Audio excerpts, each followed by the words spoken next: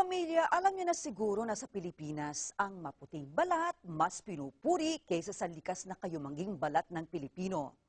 A Filipina businesswoman in the beauty industry is bringing her skin whitening products to Filipinos in America.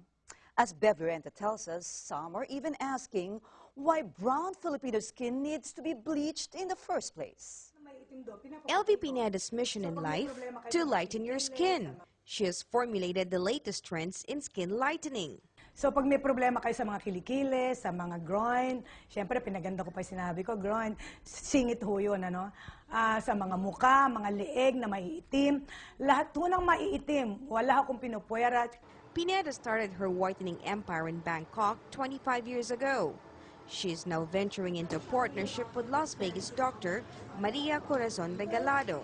The extremes of weather in America, Pineda says, made her reformulate her products. Ang napansin ko rito kasi ang weather is very dry.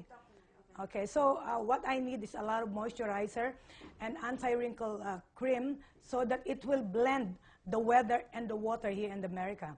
So I made another formulation especially for the US products. Dati-dati, we were just dependent, or everybody's just dependent kung anong mabibili sa market, and a lot of them hindi effective, right?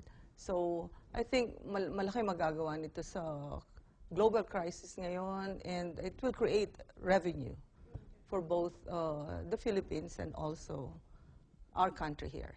While lighter skin may give some brown-skinned Filipinos a confidence boost, some say this is nothing but colonial mentality. Dr. Marcelino De Santos, a physician in the U.S. for 3 decades now, agrees. The color of your skin should not be a reason for you to be able to advance in life. It is the talent, it is your intelligence, it's what you're made up of rather than the color of your skin. Pineda says her business is all about perceptions. While some Filipinos think lighter skin is beautiful, there are many in the world who disagree. Bev Lorente, ABS-CBN News, Las Vegas.